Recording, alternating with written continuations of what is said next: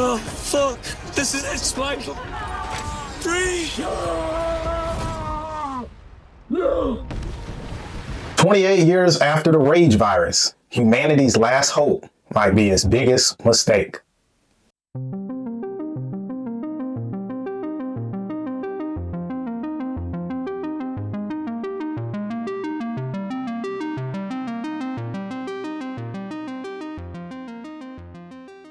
It's 28 years later. 28 years later, 2025 is a post-apocalyptic horror film directed by Danny Boyle and written by Alex Garland, marking their reunion after the original 28 days later. Set nearly 3 decades after the rage virus outbreak, the story follows a group of survivors living on a fortified island who venture back to the mainland, discovering mutated, infected, and even more dangerous human factions. The film stars Jodie Comer, Aaron Taylor Johnson, Jack O'Connell, Alfie Williams, and Ralph Fiennes. With its blend of coming-of-age horror and bleak societal commentary, the film expands the franchise's mythology while exploring the psychological toll of survival. Let's begin.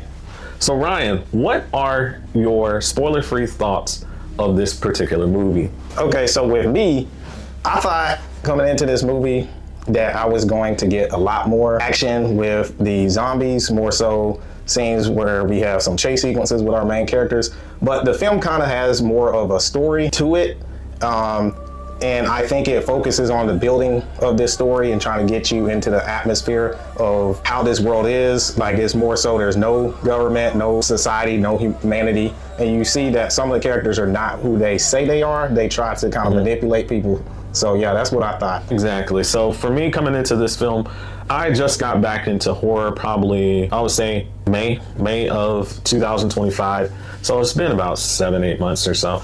But the thing for me is when I watched this film, I was kind of like, why am I even watching the film? It doesn't seem like it's very interesting. I'm not really akin to this being like your typical zombie movie like that I would used to watch when I was a child.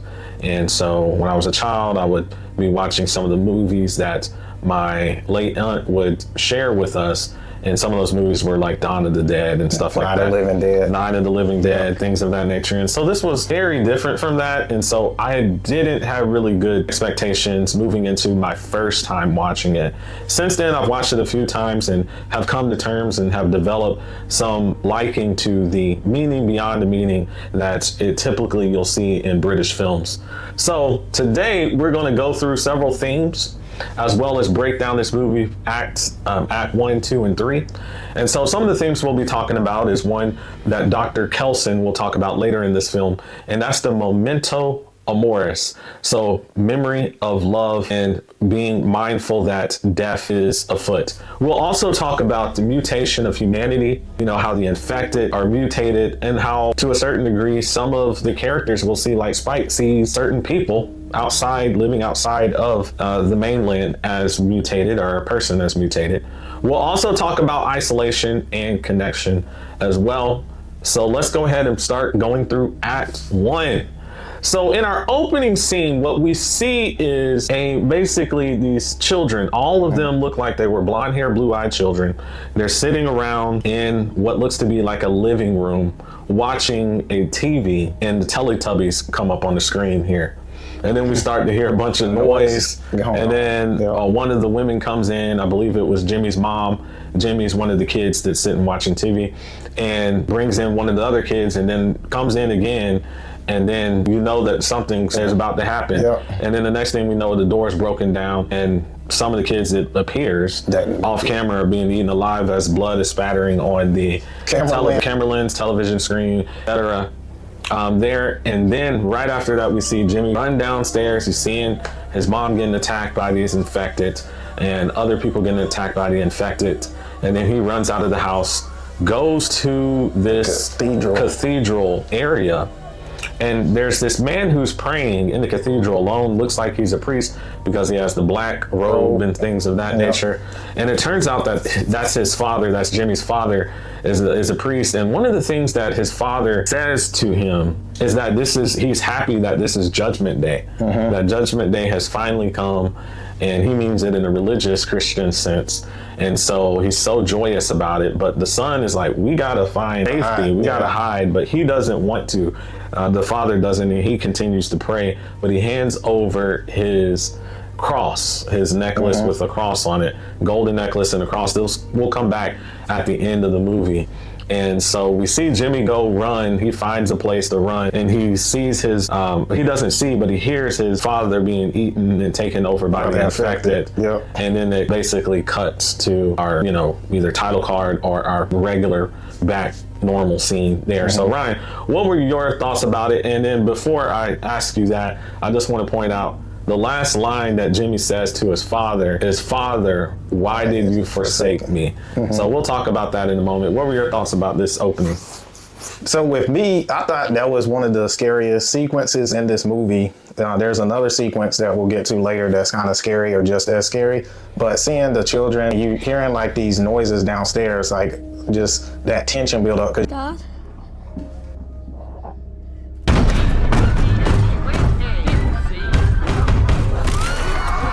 You know something is going on. Something is going on. Loud commotion. Loud commotion, yelling, screaming. Yeah. So like just seeing that, and you know, as a movie watcher or a cinemaphile, we don't like to see children have bad demises. We don't like to see it on screen. I like how they didn't show, but it's, you know, it's likely that those children didn't survive.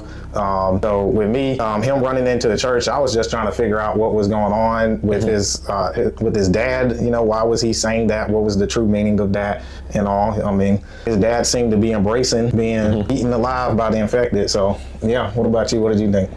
Yeah, there's something to it. On my second watching, I caught that all the children were blonde-haired children, and then we see at the end of the movie how Jimmy's group of folks all wear the blonde wig. I don't know if they're wearing Jimmy's having them wear the blonde wig to remind him that this is like when the trauma that he had at the beginning, opening of the scene, and he was trying to reenact that and actually relive that, but with the people who were the kids, now grown-ups, as being strong and able to beat off the infected. I don't know if it was just that or if the director was intending that the imagery of the blonde hair to mean something more than that. I ran through a few things, of course. I don't think they quite fit, but I'm interested and curious moving into this next movie that's about to come out here in the next couple of days to see how this blonde imagery plays out. What does that mean? Why is it there? Why is Jimmy having people dress up in blonde wigs there? Is it to reenact his childhood trauma, but this time to create him winning over the infected versus losing like they did at the beginning of the movie? That'll be interesting. But going to the cathedral and then the famous line, "Father, why did you forsake me?" This comes out of Matthew chapter 27, verse 45 through 47. So I'll read the verses here. So, "From noon until 3 in the afternoon, darkness came over all the land. About 3 in the afternoon, Jesus cried out in a loud voice, 'Eli, Eli, lema sabachthani,' which means, my God, why have you forsaken me?" And so Jesus is crying out that God has forsaken him. And so that's important here because we have this staunch Catholic father who's Jimmy's father. And this verse is in that scene by his son. And the impact of this verse is that Jesus broke the veil so that I, Ryan, we can all be able to speak to God directly without need of a high priest. I just wanted to throw that in there because that was super important to me, especially after a second watch of this film, to make note of that, make that analysis and move forward. So the next thing we see is Spike is going through his preparation for his rite of passage. Yeah. So Ryan, did you want to talk about that? Yeah, I liked how Spike was somewhat of a preteen and we get to see his dad, father-son bond where his dad is showing him how to survive in this world. It kind of reminds me of Walking Dead with Rick and Carl, that kind of deal. You have a father trying to teach their son, you know, what they need to do, how to survive in this world, or if you want to say, even today, like the economy, just navigating through, you know, our father or our dad has taught us, you know, things that we've taken, lessons we've learned. And I liked it. I liked how they show Aaron Taylor Johnson's character, Jamie. You know, he's taking him out and he's letting him know, hey, this is what you need to look out for, son. This.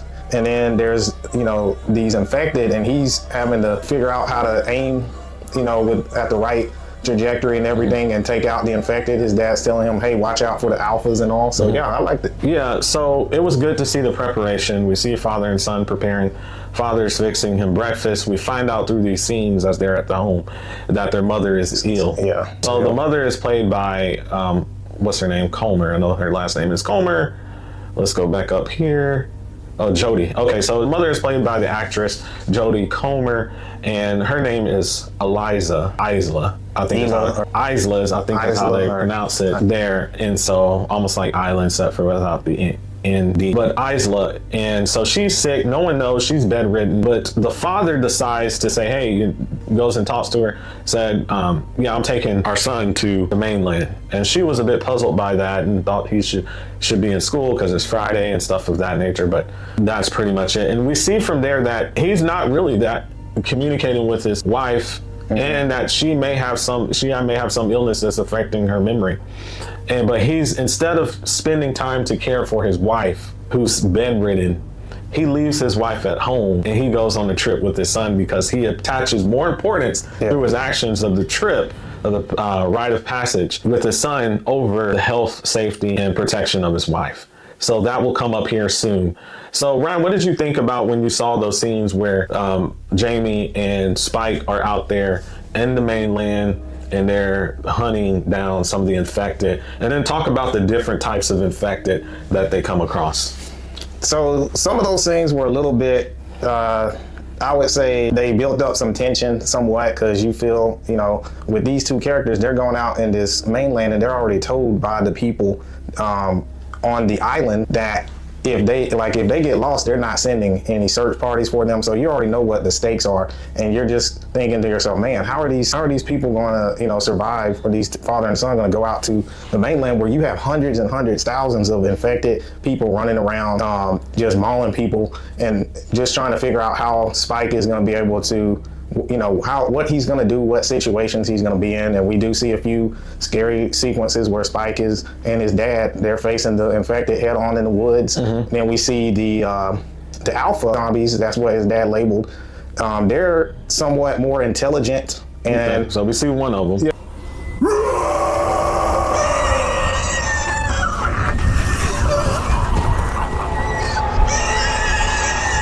And we see one of them, they have their own little tribal They're basically the highest of the highest, and they're not actually doing the hunting, they're just giving the commands and watching and learning from what's going on. Standing on top of the hill. Yeah, standing on the hill. You know, in the Bible, how especially in the Old Testament, you had the king would stand on the top of the hill and watch his soldiers fight, and it's kind of similar for this alpha here. Yeah, so he's giving them commands. You know, they're not actually by like real language. I mean, he's just yelling, and then all of a sudden you see a little smaller infected running towards Spike and his dad, Jamie. And so it's interesting that we see a little bit of some evolution of the infected. So they're not just coming at people without some type of strategy. You have different ranks in their little tribal system, kind of like a wolf pack. Yeah, so similar to that. And then just to note that the first type of infected they encounter are these kind of crawlers. These kind of heavy set crawlers, kind of sloth through the ground on their bellies. They look like they weigh 300 or 400 pounds and can't run that fast, and they're very slow. It's easy kills. Easy kills for Spike. Easy kills for Spike, and then as they progress through their journey on the mainland, they start to encounter more faster, stronger, agile, infected, and then at the end they encounter the alpha and his group of folks. And then we see the alpha chase them back as they are running through on the causeway to get back to the island that they've been living on. Ryan, you want to describe that?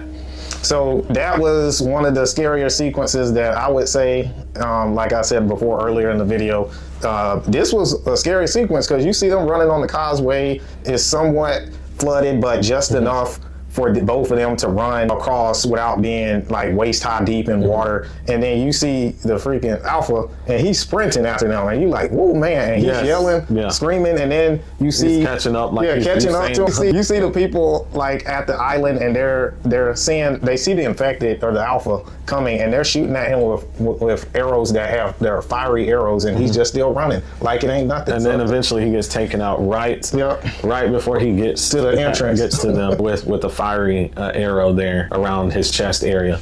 And so Jamie and Spike then are allowed into the island, and so they move on. That night, it cuts to that night where we see the father, Jamie, boasting about how his son did so well of a job there and stuff of that nature. And he's boasting, he's exaggerating, he's presenting half-truths about what his son actually did, because his son missed a lot of the targets there. He was able to kill a few, but missed a lot of the targets. But he's presenting his son as this glorious hero. And then they cut to a scene where they show the father going off with a young woman who's at the little celebration, who's not his wife because he's married. And so we see Spike actually go after to see where his dad's going with this strange woman, and he sees them in the act of adultery, and then that, we'll note, is really shapes Spike. And so on here, I just want to bring up another verse here. This is Ephesians 5:25. It says, husbands, love your wives, just as Christ loved the church and gave himself up for her. So in this way, we see a large departure from that by Jamie. Jamie is not loving his wife. His wife is sick, ill, possibly, there's a debate, terminally, and he's off with a younger woman instead of being supportive of his wife, who he's vowed to be to death do us part. And then he's also drinking as well. Exactly. Drinking and then alcohol. According to Reuters, they say that men are 6 times more likely to divorce or separate from their wives if she is diagnosed with cancer or other serious illnesses. So this is crazy to think that, people stand before an altar, they say their I do's and say unto death do us part. So now we'll go ahead and move into Act 2. So just kind of give you the lead up to Act 2.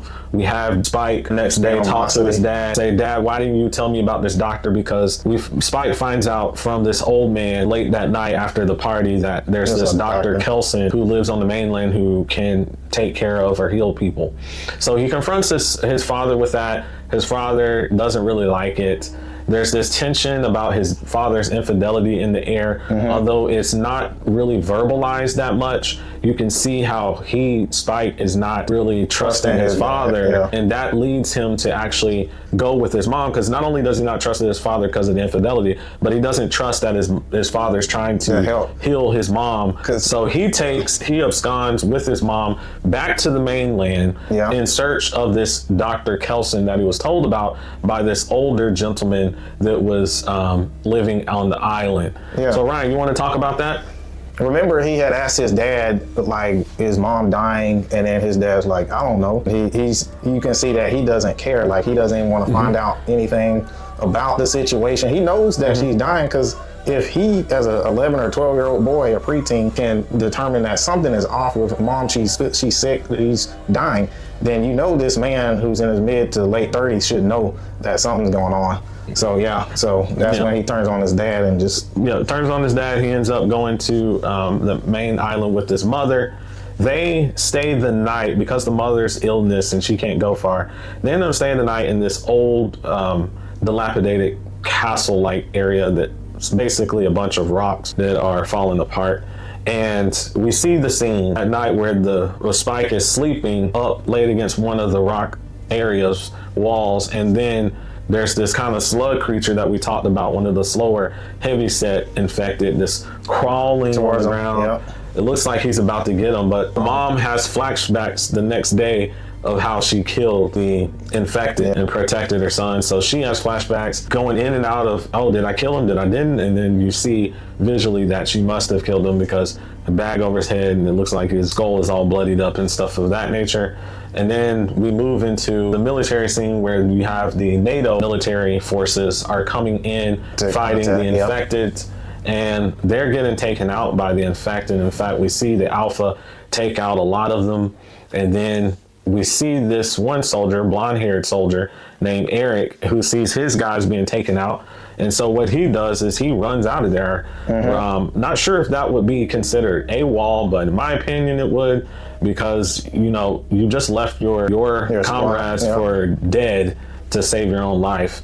So I think that's a little bit cowardly. Ryan, talk about Eric.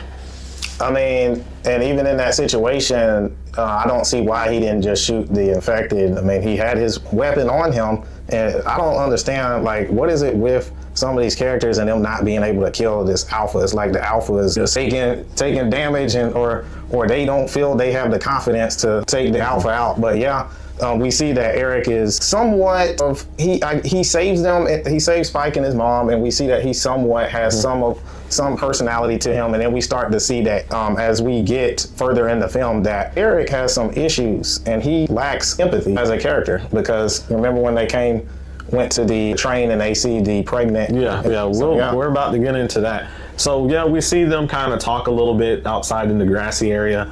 And after Eric has saved Spike and Isla. And so they're out in that grassy area, and Spike sees Eric's picture of his girlfriend.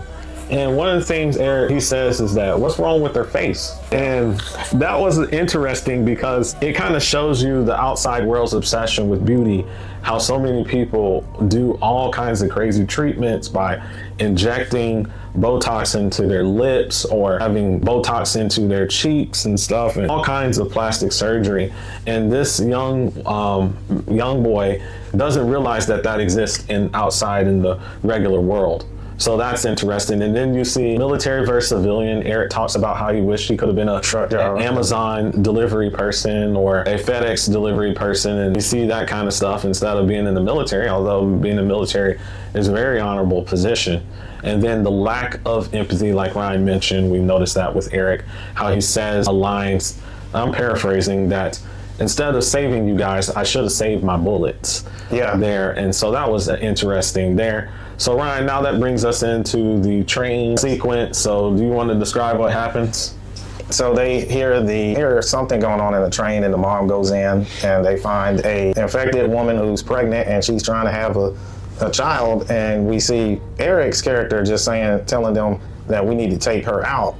And it's like, in that situation, we see that the character of Eric, he severely lacks empathy, and it's almost like he's kind of selfish to a certain degree, and he's not able to, because he wants to kill the infected woman and the baby. And then at the same point in time, he had a chance to neutralize the Alpha, but he all of a sudden he can't do it when it comes to the Alpha. But then he wants to neutralize something that's not in that moment a threat, which I don't understand. But yeah. So going into the specifics, after the infected woman gives birth to the child, she starts to try to attack them, and Eric kills her. And then not only that, now he wants to kill the child, and he's saying, I'm gonna give you a few moments, with saying Spike to and Isla, I'm gonna give you a few moments, but if you don't kill the baby, I'm going to. Essentially is what Eric says. And then he starts backing away as he's pointing the gun towards them and the baby. And then all of a sudden, the Alpha reaches up, pulls him straight up. I don't know how any man has that kind of strength to pull somebody a 6 foot tall, 20-year-old guy straight up, and then yelling and shooting, and then rip his spinal cord off with his head, and then jumps down and starts to run after and Spike and the baby. But they make it out. Spike puts a few arrows into the Alpha, but the Alpha, it doesn't really affect them that much. They run out Alpha the train, and then the Alpha does as well. And as soon as Alpha's about to catch them, we see this old bald-headed man spit this poison dart, this dart at them and at the Alpha, and it puts this Alpha in a catatonic state. Ryan, what were your thoughts?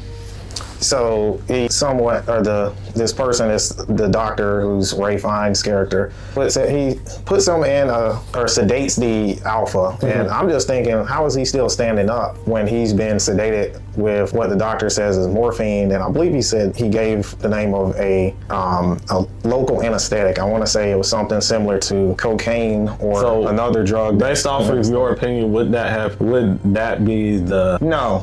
So with me being in healthcare, someone that has had or come in contact with a drug like morphine, they would be sedated, especially if it comes into the bloodstream immediately, as in we see where the doctor shoots the dart. That would have went straight into his bloodstream. It would have been immediate effects from the drug. So he should have collapsed to the ground because there's no way that someone's still going to be just standing in the day. Yeah, just standing up. Like that. I mean, he shows some negative side effects, but he would have been on the ground out. So yeah. So now, and the interesting thing is here, this is the opportunity for Dr. Kelson, who we find this is supposedly Dr. Kelson, to go ahead and kill the Alpha. Yeah, it was interesting. But he doesn't do that because he says he believes they can be saved. Now, that's important for what's about to happen and coming into our Act 3. So what we hear is we say our final goodbyes to Isla.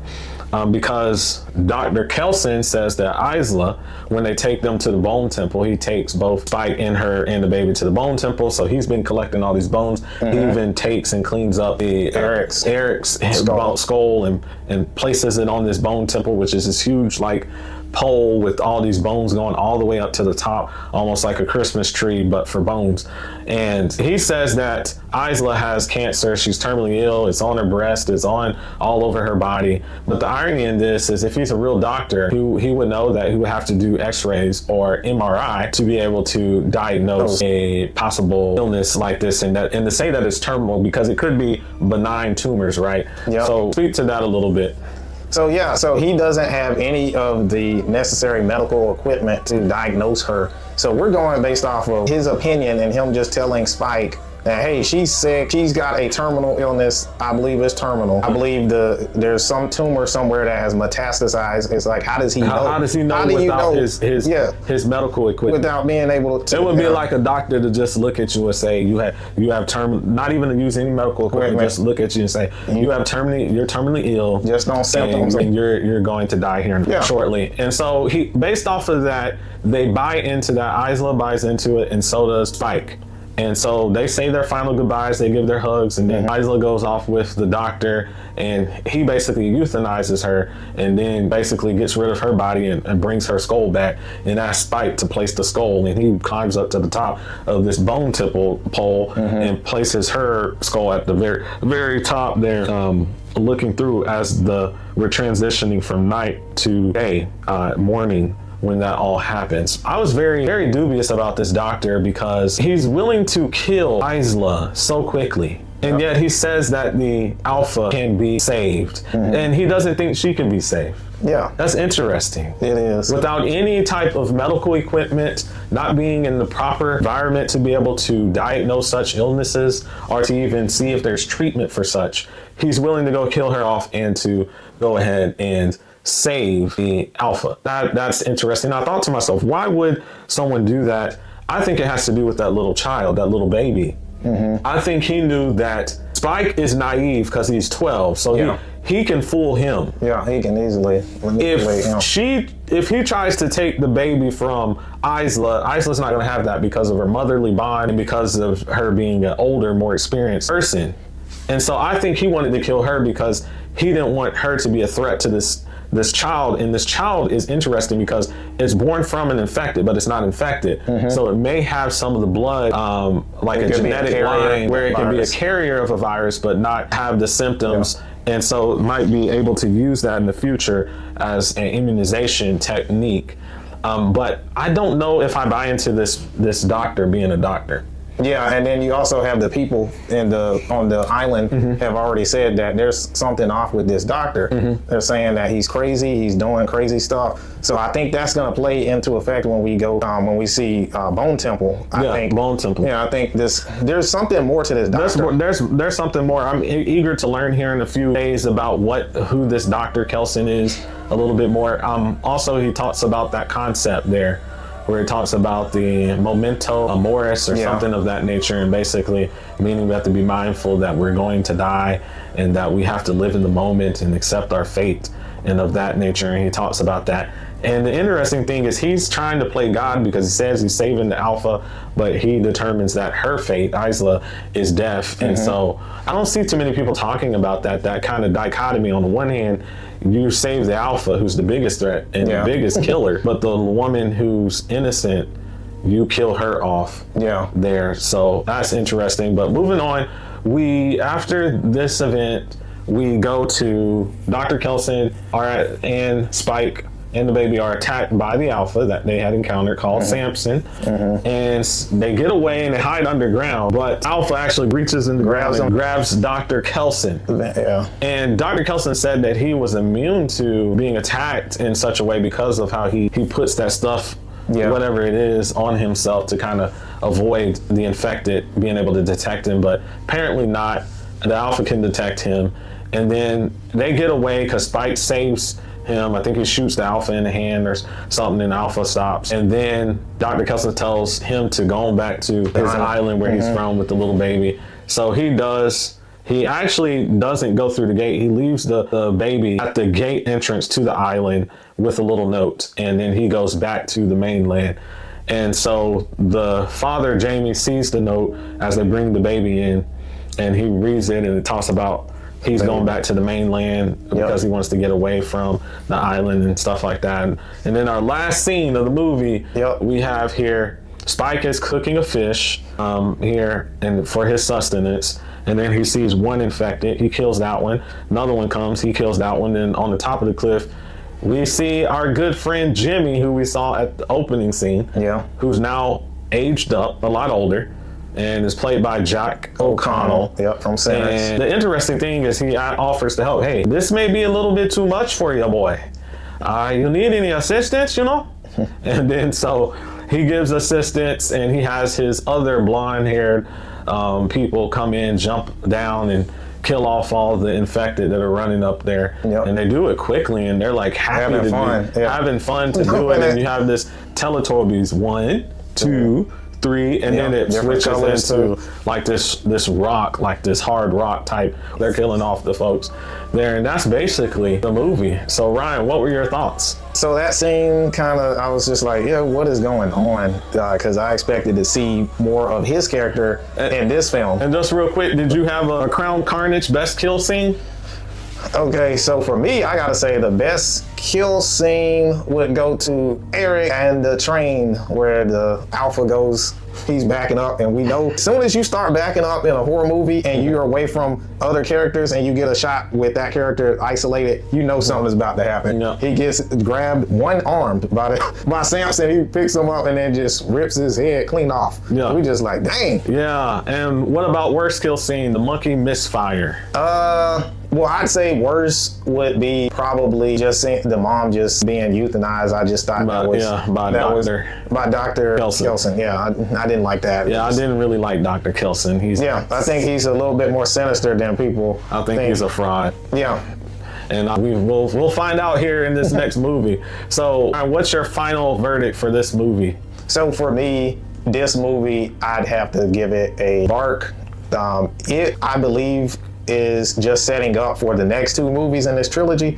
I don't think that they wanted to show, the movie producers and the directors didn't want to show all their cards at once. And I think when we get to this Bone Temple, we're going to have a better film, and we're going to have a lot more twist in Bone Temple. And I think this is just one of those trilogy movies where, the first movie tends to not be that good. And then when you get to the second and third film, you get more twists and more story, more character development. So I think that's what's going to happen. But I think this is a bark for me. Okay. And also too, just real quick, in the last scene, I forgot to mention that Jack O'Connell's character, Jimmy, has the cross from his father, but instead of it being the right way, it's upside down.